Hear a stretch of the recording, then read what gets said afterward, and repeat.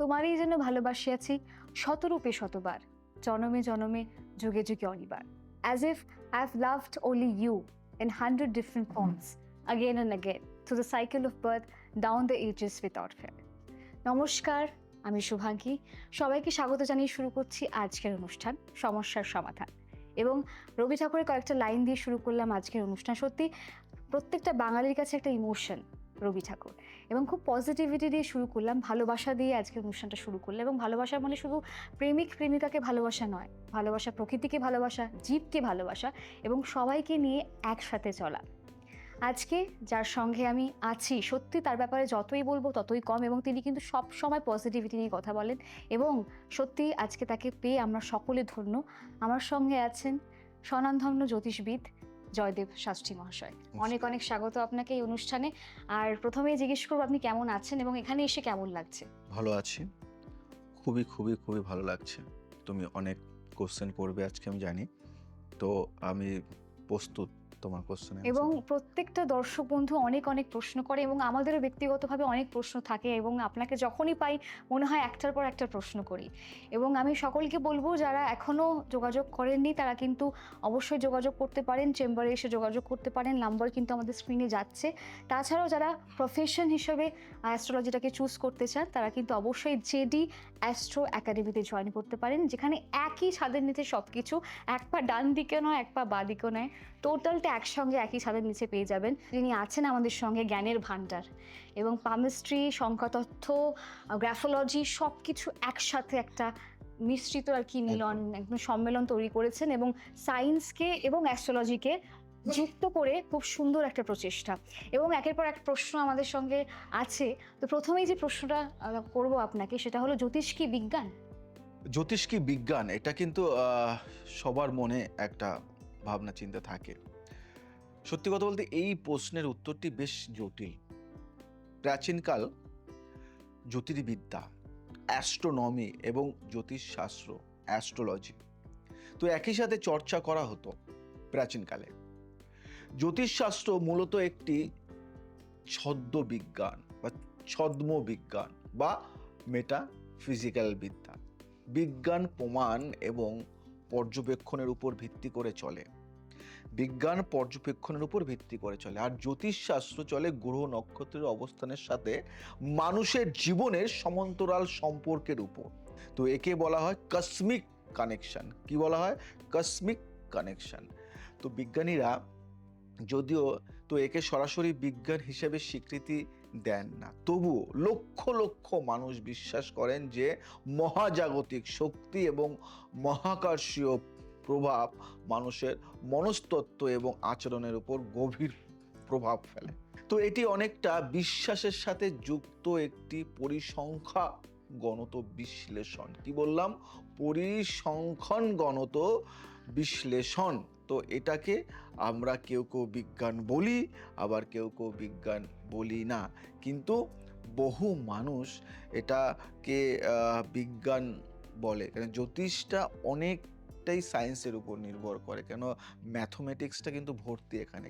Calculation একটু ভুল হলে তোমার বিচারটাও কিন্তু ভুল হয়ে যায়। একদমই তাই। এবং আমি রিসেন্টলি একটা বই পড়ছিলাম, সেখানে অ্যাস্ট্রো একাডেমি মানে ইউএস থেকেও কিন্তু এটা স্বীকৃতি পেয়েছে, এবং এখন দেখা যাচ্ছে 26% মানুষ আরও বেশি অ্যাস্ট্রোলজির দিকে ঝুঁকে এসছে এবং রাশিফলের দিকে ঝুঁকে এসছে। এবং আমার দ্বিতীয় প্রশ্নটা সেটা নিয়ে যে রাশিফল কি সত্যি ফলে? সত্যি কথা বলতে দৈনিক রাশিফল অনেক সময় সাধারণ মনের হতে পারে। কি বললাম? দৈনিক রাশিফল অনেক সময় সাধারণ মনে হতে পারে, কিন্তু ব্যক্তিগত বার্থ চার্ট বা জন্মকুণ্ডলী অনেক বেশি নিখুঁত হয়। রাশিফল মূলত চন্দ্র বা সূর্যের অবস্থানের উপর ভিত্তি করে, তো একটি সম্ভাব্য পূর্বাভাস দেয়। তো এটি অনেকটা আবহাওয়ার পূর্বাভাসের মতো। আকাশ মেঘলা থাকার মানেই যেমন বৃষ্টি হওয়া নয়, আমরা দর্শনে যখন পড়েছি, তো এটাই তো তেমনি একটি খারাপ রাশির মানেই দিনটি খারাপ যাওয়া নয়। তবে অনেক সময় সেলফ ফুলফিলিং প্রফেসি বা নিজের অবচেতন মনের বিশ্বাসের কারণে রাশিফলের কথাগুলি মানুষের জীবনে মিলে যায়। আপনি যদি বিশ্বাস করেন আজ আপনার ভালো হবে, আপনার মস্তিষ্ক পজিটিভ সুযোগগুলি বেশি খুঁজে পায়। তাই আমরা সব সময়ের জন্য ধরে নিতে পারি না। যেমন ধরো মেঘ হয়েছে, বৃষ্টি হবে। একদমই মেঘ তাই। হলেই যে বৃষ্টি হয় সেটা কিন্তু কখনো নয়। নয়, বহু সময় একদমই দেখা তাই। যায় মেঘ হয়েছে কিন্তু বৃষ্টি হচ্ছে না। তো সেই ক্ষেত্রে আমরা দর্শনকে যেমন মানি, আমরা জ্যোতিষের রাশিফলটাকেও কিন্তু আমরা মানি যে এটা হলে এটা কিন্তু হবে। 100% যে হতেই হবে তেমন কিন্তু নয়, হতে পারে। এখানে একটা পারে কিন্তু যোগ রয়েছে। একদমই। আমার মনে হয় যে এই যে পরের প্রশ্নটা আমার মনেও আছে এবং সকল দর্শক বন্ধুদের মনেও আছে এবং আপনার থেকে ভালো উত্তর এটা কেউ দিতে পারবে না। আচ্ছা, এই যে পাথর যে মানুষ পড়ে, এই পাথর পড়লে কি সত্যি ভাগ্য বদলায়? এই কথাটা যে তুমি বললে না, প্রশ্নটা করলে, এটা লক্ষ লক্ষ মানুষের প্রশ্ন। আজকে আমি বলে দিচ্ছি, রিভিল করে দিচ্ছেন। রত্ন বা পাথর ব্যবহারের পেছনে একটি বৈজ্ঞানিক যুক্তি দেওয়া হয় যে প্রতিটি পাথরের নির্দিষ্ট কম্পন, ভাইব্রেশন এবং রং থাকে, যা সূর্যের আলোকে প্রতিফলিত বা ফিল্টার করে শরীরের উপর ফেলে। একে কালার থেরাপি বা ক্রিস্টাল হিলিং, কি বলবো, ক্রিস্টাল হিলিং বলা যায়। তবে পাথর আপনার ভাগ্য রাতারাতি বদলে দেবে না। এটি মূলত আপনার আত্মবিশ্বাস বৃদ্ধি করতে বা মানসিক অস্থিরতা কমাতে সাহায্য করতে পারে। ভাগ্য পরিবর্তন হয় কর্মের মাধ্যমে। পাথর বড়জোর আপনাকে সেই কর্ম করার জন্য প্রয়োজনীয় মানসিক শক্তি বা একাগ্রতা যোগাতে পারে। আমি তোমাকে একটা কথা বলি, ছোট্ট কথা। নিশ্চয়ই। দেখা গেল তুমি পড়াশোনা করছো না, একদমই। তুমি একটা পাথর পড়লে, তুমি কি ফার্স্ট হয়ে যাবে? কখনোই না। কর্মফল তো অবশ্যই। এবার পাথরটা কি করলো, তোমার মনোসংযোগটাকে হুম, বাড়িয়ে দিল। যাতে তুমি মনোসংযোগ থেকে তুমি পড়বে। হুম। তুমি দেখা গেলো কর্মই করলে না, ফলের আশা ফলে করো কি করে? আমি কর্ম করব তাহলে তো ফল পাবো। এবার কর্মটা তুমি ধরো খুব আলসে, হুম, ঘুমই ভাঙে না তোমার। এবার এই যে ঘুম ভাঙে না, যে তুমি আলসে, ওই আলসের জায়গাটা হয়তো তোমাকে পাথর বা কোনো দৈব প্রতিকার তোমাকে ওই আলসামিটাকে নষ্ট করে দেবে। আচ্ছা। তুমি আর আলসেমি করবে না, তোমার মধ্যে একটা ভাইব চলে আসবে, একটা এনার্জি চলে আসবে, একটা এনার্জি। পাওয়ার চলে আসবে। ওই পাওয়ারের দ্বারা তুমি কর্মটা করবে, কাজটা করবে, আর কাজ করলে তোমার ফল হবে। ওকে। ডাইরেক্ট যেটা গেলো আমি পাথর পড়লাম, আমাকে আমার আলমারি ভর্তি টাকা হয়ে গেল, তাহলে হবে না কিন্তু। ওই আচ্ছা। ভাবনা চিন্তাটাই ভুল। তাই মানুষ, সবাইকে বলবো যে মানুষ সঠিক চিন্তাটা যদি করতে পারে তাহলেই কিন্তু 90% ফল পেয়ে যায়। চিন্তা ভাবনাই কিন্তু অসঙ্গতি থাকে, যে একদম। আমি একজন জ্যোতিষের কাছে যাব তাহলেই আমি কোটিপতি হয়ে যাব, এই ভাবনাটাই ভুল। তোমার কোটিপতি হওয়ার যোগ আছে কিনা সেটা আগে দেখতে দেখতে হবে। হবে। আর যদি যোগ থাকে, কোন জায়গা থেকে টাকাটা আসবে, কোন জায়গা থেকে, মানে তোমার সোর্স অফ ইনকামের জায়গাটা কোনটা। হুম, আমি দেখলাম যে তুমি একজন, মানে ভালো একজন ব্যবসায়িক হবে, কিন্তু তুমি কি করছো, তুমি একটা জব করছো, তাহলে তুমি কিন্তু উন্নতির শিখরে পৌঁছতে পারবে না। আমি দেখলাম তোমার হাতে বা তোমার চার্টে, দেখলাম তোমার চার্টটা হলো এত সুন্দর একটা চার্ট, যেখানে তুমি বিশাল বড় একজন রাইটার হবে, হুম। কিন্তু তুমি সেই রাইটার না হয়ে তুমি কি করছো, তুমি একটা দোকান দিচ্ছ, মিষ্টির দোকান। তাহলে কোথায় রাইটার, কোথায় তোমার মিষ্টির দোকান? এবার তুমি মিষ্টির দোকান দিচ্ছ, কিন্তু মনের মধ্যে সবসময় আমি না খুব লেখালেখি ভালো করি, লিখতে পারি, এই পারি, কিন্তু সময়ের অভাবে পারছি না। ওই যে তুমি তোমার বিদ্যাটাকে চেপে রাখছো। হ্যাঁ, তাই আচ্ছা। একজন সঠিক জ্যোতিষী পারে তুমি কোন দিকে যেতে পারবে, কোন লাইনে, কোন পথে, কোন জায়গায়, এটা একজন সঠিক জ্যোতিষী কিন্তু তোমাকে বলে দিতে পারে। একদমই তাই। যদি আজকে সচিন টেন্ডুলকারকে যদি কেউ বলতো যে ফুটবল খেলো, ইয়েস। যেই অবস্থাটা হতো সেটাই আপনি বলার চেষ্টা একদম করছেন। একদম এবং একদম ঠিক দিশায় আরকি এগোতে হবে এবং ঠিক দিশাতে এগোনোর জন্য একটা সঠিক অ্যাস্ট্রোলজারের খুব একদম দরকার এবং একদম। অবশ্যই যারা এখনো যোগাযোগ করেননি, অবশ্যই জয়দেব শাস্ত্রীকে যোগাযোগ করুন। সমস্ত সমস্যার সমাধান আরকি পাবে। এবং আমাদের নেক্সট প্রশ্নে আমরা যাই। অনেক প্রশ্ন আছে। আচ্ছা, সব জ্যোতিষী কি সঠিক কথা বলে? তুমি তো এমন এমন কোশ্চেন করছো, হুম, মানে একদম সবার মনের কথা এটা। জ্যোতিষশাস্ত্র একটি বিশাল সমুদ্রের মতো। সবার প্রথমে জানতে হবে। হুম। জ্যোতিষশাস্ত্র একটা বিশাল সমুদ্রের মতো। এটি সঠিকভাবে আয়ত্ত করতে বছরের পর বছর লেগে যায়। গভীর পড়াশুনোর প্রয়োজন হয়, দরকার হয়, একজন গুরুর দরকার হয়। দুর্ভাগ্যবশত বর্তমানে অনেকেই এই বিদ্যাকে কেবল আয়ের পথ হিসাবে দেখেন এবং আধো আধো জ্ঞান দিয়ে মানুষকে বিভ্রান্ত করেন। একজন দক্ষ জ্যোতিষী কেবল গ্রহের নাম বলবেন না, বরং তিনি গাণিতিক বিশ্লেষণ এবং গ্রহের ডিগ্রি মেপে বিচার করবেন। তাই কোনো কথা সঠিক হবে কি না তা নির্ভর করে জ্যোতিষীর জ্ঞান, অভিজ্ঞতা এবং সততার উপর। ভুল ব্যাখ্যা বা অতি আত্মবিশ্বাসের কারণে অনেক সময় ভবিষ্যৎবাণী ভুল প্রমাণিত হয়। তাই এই দিকগুলি একটু সাবধান, ভেবে নেবেন যে একজন সঠিক শিক্ষিত অ্যাস্ট্রোলজার আপনাকে সঠিক দিশা দেখাতে পারবে। একদমই তাই, খুব ভালো কথা বলেছেন। এবং সঠিক দিশা আমাদের মতে একজনই দেখাতে পারবেন, সেটা হলো জয়দেব শাস্ত্রীজি। না, অনেকেই পারবে যে ভালো এই জ্যোতিষ হ্যাঁ, কিন্তু বিদ্যাটা আপনি জ্ঞান। সেরা সেরা এটা তো বলাই বাহুল্য, কারণ আপনাকে যেভাবে দর্শকরা পছন্দ করে, ভালোবাসে, এবং যেভাবে মানে মানে কি বলবো, ঢল নেমে আসে, যে কাতারে কাতারে মানুষ একটা অ্যাপয়েন্টমেন্ট পাওয়ার জন্য এরকম ছুটে এসেছে, আমি প্রথম দেখছি, এবং আমার মতো অনেক ভক্তরাই প্রথম দেখছেন। তো আপনারা যদি সত্যি সমস্যার সমাধান চান, ও সবাই যে অ্যাপয়েন্টমেন্ট পাবে সেটাও কিন্তু না, মানে অনেকটা বড় লিস্টও সঙ্গে থাকে, সঙ্গে আমি পাওয়া যায় না, শুনেছি। কারণ আমি তোমায় বলি আমার 28টা চেম্বার। একদমই তাই। এবার 28টা চেম্বারে এক একটা চেম্বারে হয়তো 3 মাস পরে বুকিং থাকে। হুম। 3 মাস পর, সে 3 মাস ধরে সে বসে থাকে কবে আমি বুকিংটা পাবো। বুঝতেই। এবং এমন হয়েছে জামশেদপুর থাকে সে, হুম। জামশেদপুরে সে বুকিং পেতে তার 6 মাস টাইম লাগবে। হুম। তার জন্য সে চলে এসছে আমার বাড়িতে, যে আমি কখন থাকবো, আমার বাড়ির পাশে একটা হোটেল ভাড়া নিয়ে থেকে হুম। সে কখন আমি থাকবো, কখন একটা টাইম দেওয়া হবে। সে বলল যে যা ভিজিট তোমার দরকার আছে তার থেকে আমি 10 গুণ বেশি কিন্তু আমি আমার এই সময়টা চাই। তো আমি সবাইকে একটা কথাই বলবো যে ওই আজকে আপনার মনে হলো জয়দেব শাস্ত্রীকে দেখলাম, আমি দেখাতে যাব, দেখি কি বলে, তার জন্য আসার দরকার নেই। আপনার পাশে অনেক অ্যাস্ট্রোলজার আছে, দেখিয়ে নেবেন। আমার কাছে বা আমার এইখানে যদি আপনি দেখাতে চান, তাহলে কিন্তু আপনাকে সময় নিয়ে আসতে হবে। অনেকে আছে হয়তো বাড়িতে কোনো কাজ ফেলে রেখে যে ঠিক আছে চলো আজকে যাচ্ছি, আমি 2 ঘন্টার মধ্যে দেখিয়ে চলে আসবো, না হবে না। আমার এখানে আসতে গেলে অন্তত আপনাকে একটা দিন হাতে নিয়ে আসতে হবে সময় করে, আর 3 মাস আগে থেকে কিন্তু বুক করতে হবে। এবার আপনি হয়তো আমাকে খারাপ ভাবতে পারেন যে ভীষণ মানে ভীষণ অহংকারী বা বা খুব ইগো, তা নয়। শুধু একটাই কথা, যে আপনার মতো অনেকেই অনেকেই বহু আগে দিয়ে নামটা কিন্তু লিখিয়ে রেখেছে। আর আমার দেখার বিচার করার ধরনটা একটু আলাদা। কেন একদমই এত তাই। সময়টা লাগে? হুম, অনেকের হুম, কিন্তু এই কোয়েশ্চেনটা থাকে যে হুম, কেন এত তোমার সময়। এত সময় হ্যাঁ, লাগবে? হ্যাঁ।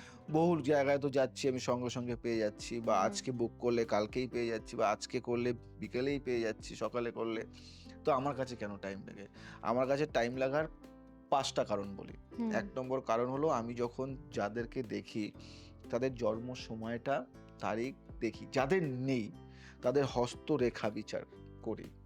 হাত এবং হাতের লেখা, যদি কেউ লিখতে পারে না তার টিপসই, টিপসই। একদমই। সমস্ত কিছু, এবং তার ফেস পুরো একদম ফেস রিডটা, কপাল, চোখ, মুখ সমস্ত কিছু বিচার করা হয়। তাদের কথাবার্তা, তাদের ভাইব্রেশন আমার বিচার করতে কমসে কম এক একজনের যদি সঠিকভাবে বিচার হয় কমসে কম 35 থেকে 45 মিনিট, এবং কারো কারো ক্ষেত্রে 1 ঘন্টাও লেগে যায় বিচার। আর ওই নয় যে আমার কাছে আসলে 5 মিনিটের মধ্যে বিচার করে দিয়ে দিলাম, সেটা নয়। বিচার আমার কিন্তু অনেকটাই সময় লাগে, এবং যার জন্য মানুষ যারা আসে তারা একদম মানে স্যাটিসফাই হয়ে যায় যে না, আমি পেয়েছি একজনকে। তাই একজন যখন দেখাতে আসে তার ফুল ফ্যামিলির নামটা লিখিয়ে যায়, যে অসাধারণ। আমি যে নম্বরটা হয়তো নাও পেতে পারি, তাই আমি আগে থেকেই আমি নামটা লেখালাম। আমাকে কিন্তু সামনের মাসে কিন্তু বুকিংটা আমার চাই, আমার ছেলের জন্য বা আমার মেয়ের জন্য বা আমার আত্মীয়ের জন্য। তাই সবাইকে বলবো হাতে সময় নিয়ে, টাইম নিয়ে কিন্তু আসতে হবে। মানে আপনার ভাগ্যে যদি লেখা থাকে তাহলে অবশ্যই আপনি জয়দেব শাস্ত্রীজিকে দেখাতে পারবেন। এবং ভাগ্যের কথা একটা জিনিস আমার মাথায় আসলো, সেটা হলো আচ্ছা এই যে লোকে বলে না যে আমার ভাগ্যে এটা নেই তাই এটা হলো না, আমার ভাগ্যে হয়তো ছিল না এই কাজটা। তো ভাগ্য কি আগে থেকেই লেখা থাকে? দেখো, জ্যোতিষশাস্ত্রের মতে আমাদের জীবনের একটি অংশ হলো প্রাপ্ত বা পূর্ব নির্ধারিত, কিন্তু বড় একটি অংশ পুরুষার্থ বা নিজের চেষ্টার উপর নির্ভরশীল। এটা কিন্তু মাথায় রাখবে। যদি ভাগ্যই সব হতো তবে কর্মের কোনো প্রয়োজন থাকতো না, এটা মাথায় রাখবে। ভাগ্যই যদি সব হতো তাহলে আমাদের কাজ না করলেই হতো। জন্মকুণ্ডলীকে বলা যেতে পারে আপনার জীবনের একটি মানচিত্র, মানে ম্যাপ। মানচিত্র আপনাকে পথ দেখাবে, কোথায় গর্ত আছে বা কোথায় পাহাড়ি রাস্তা, কিন্তু সেই রাস্তায় গাড়ি চালিয়ে গন্তব্যে পৌঁছানো সম্পূর্ণ আপনার দায়িত্ব। গ্রহরা কেবল পরিস্থিতি তৈরি করে, সিদ্ধান্ত নেওয়ার ক্ষমতা থাকে সৃষ্টিকর্তা উপরে। তাই সৃষ্টিকর্তা মানুষকে দিয়েছেন সিদ্ধান্ত নেওয়ার সেই ক্ষমতাটা। তাই আপনি সিদ্ধান্ত নেবেন যে কোনটা ভালো কোনটা মন্দ, আপনার উপর নির্ভর করে। আপনার ভাগ্য, নিশ্চয়ই ভাগ্য কিন্তু একটা ম্যাটার করে, হুম, কিন্তু তোমাকে সেই কর্মর দ্বারা ভাগ্যকে ধার করতে হবে। একদম। একটা ছুরি নিলে, হুম, ছুরিটা দেখো বহুদিন ধরে ব্যবহার না করতে করতে জং পড়ে গেছে, তখন তুমি কি করবে?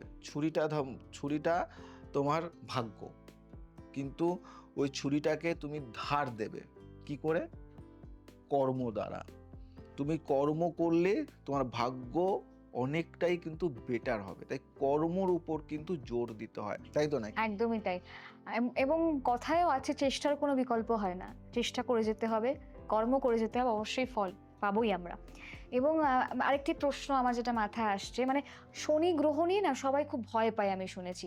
এবং আমরা আমাদের মধ্যে অনেক মিথ আছে যে শনি গ্রহ আসলে কি, বা আচ্ছা শনির দশা, অনেকে কথা বলে শনির দশা নিয়ে। আচ্ছা শনির দশা কি সবসময় খারাপ ফল দেয়?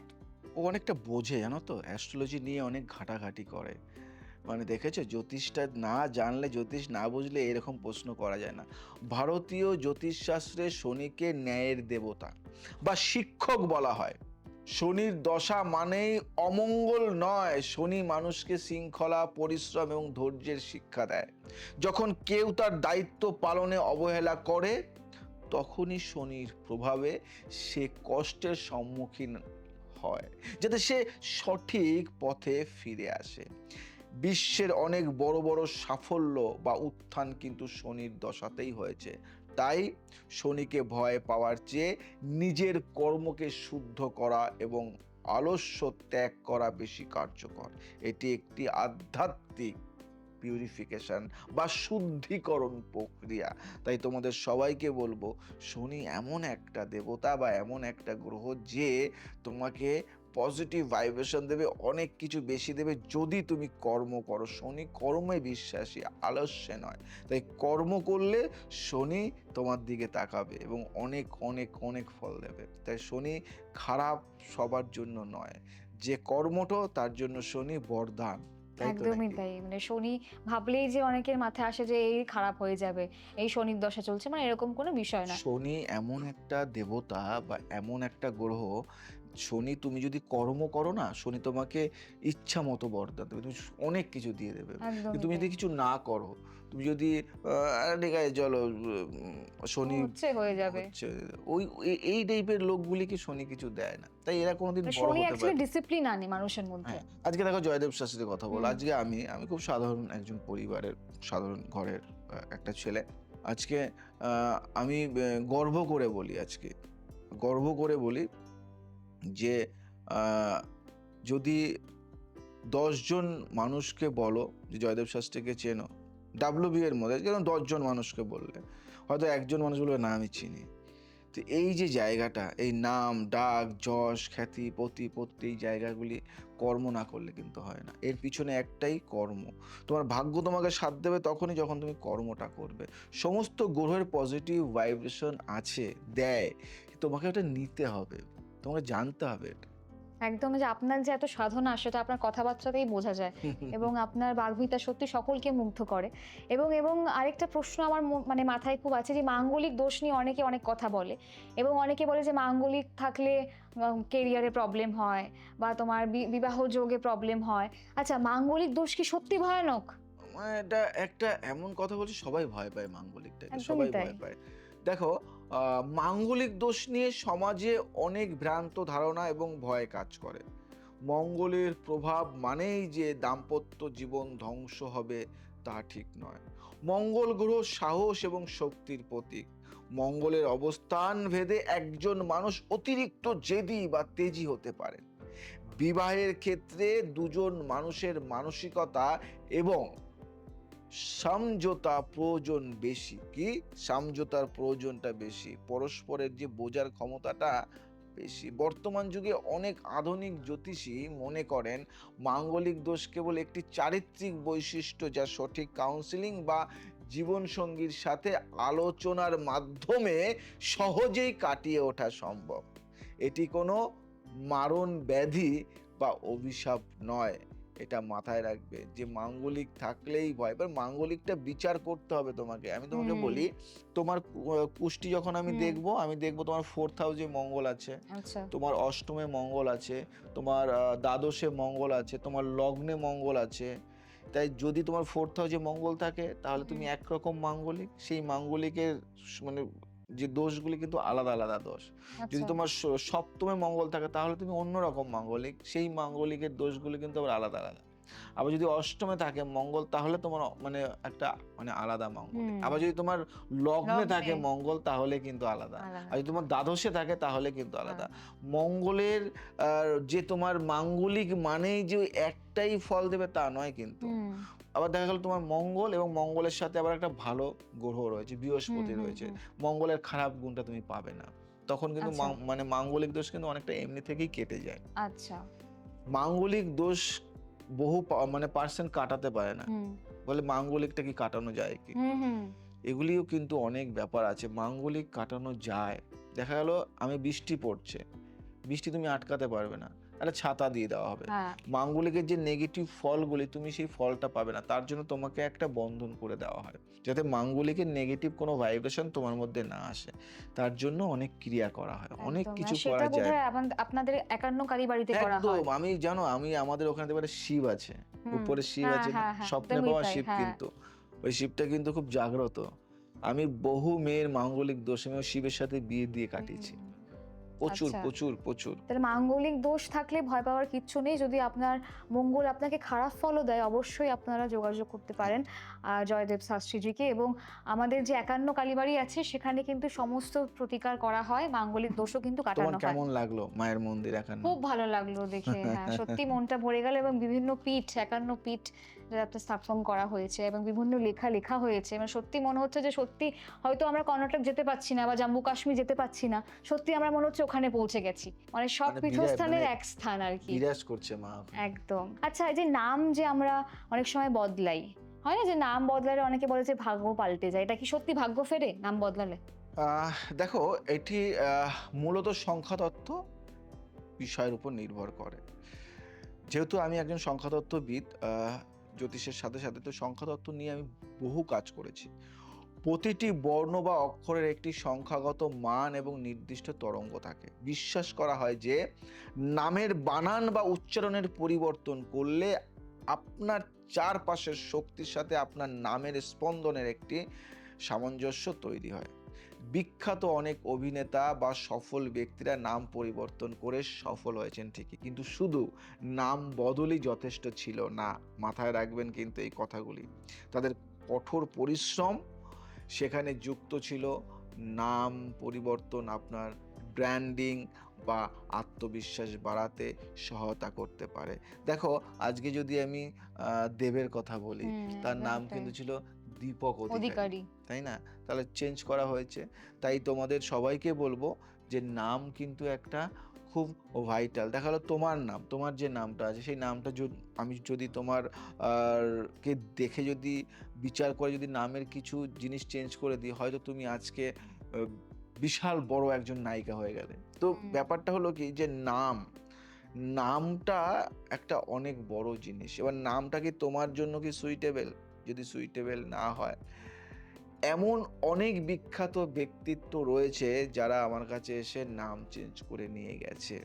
এমন আমি নাম বলছি না, এখন নাম বলবো না, রিভিল করবো না। তারা নিজেরাই নাম বলবে হয়তো আমার কোনো একটা অনুষ্ঠানে এসে বা কখনো। আর আমি কারো কথা বলতে চাই না যে আমি এই করে দিয়েছি, ওই করে দিয়েছি। কিন্তু তারা বলবে তাদের কথা। কারণ আমি এমন অনেক অভিনেতার নাম চেঞ্জ করে তাদের আজকে একটা নরমাল একটা মানে অভিনয় করতো, মানে সাইড সিন করতো। সে আজকে একটা বড় পর্দায় ভালো জায়গায় অভিনয় করছে। বিশাল নাম ডাক যশ খ্যাতি। তো এরকম বহু ব্যক্তিত্ব রয়েছে। কেউ একজন আছে শিল্পপতি। তার হুম। ভীষণ নাম ডাক এখন হয়েছে। কিন্তু একটা সময় সে কারখানায় কাজ করত। সত্য। তার নাম পাল্টে আমি অনেকটা চেঞ্জ করে দিই। শুধু নাম পাল্টে তা নয়, কিন্তু তার কিন্তু কর্মটাও কিন্তু সাথে একটু বুস্ট আপ করা হয়েছে।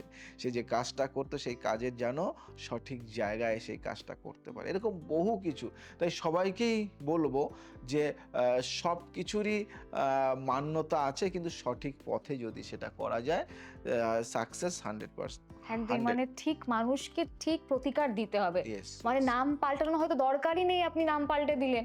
আরো মানে খারাপ অন্য হয়ে গেল। অ্যাস্ট্রোলজার আমি দেখেছি হয়তো আরো খারাপ হয়ে ভয় গেল। দেখিয়ে দিল, মাঙ্গলিক দোষ নেই অথচ মাঙ্গলিক বলে দিল। কালসর্প হয়তো ওই কালসর্প দোষ ভালো হতে পারে, কিন্তু এমন ভয় দেখিয়ে দিল যে রাস্তায় বেরোতে পারছে না। মানে এইটা কিন্তু না, মানে সব ঠিক প্রতিকার ঠিক মানুষের দরকার এবং ঠিক গ্রহ অনুযায়ী। তো এবার আমার যেটা মানে নেক্সট প্রশ্ন আপনার কাছে সেটা হলো যে হাত দেখা কি বিজ্ঞানসম্মত? হ্যাঁ, একদম মানে ভালো কথা বলেছো। সবাই বলবে দেখো একজন পেয়েছি আমরা, একজন জয়দেব শাস্ত্রী থেকে প্রশ্ন একদম বিদ্ধ করছে। রাইট। হস্তরেখা বিদ্যা বা পামিস্ট্রি মূলত মস্তিষ্কের স্নায়ুর সাথে যুক্ত।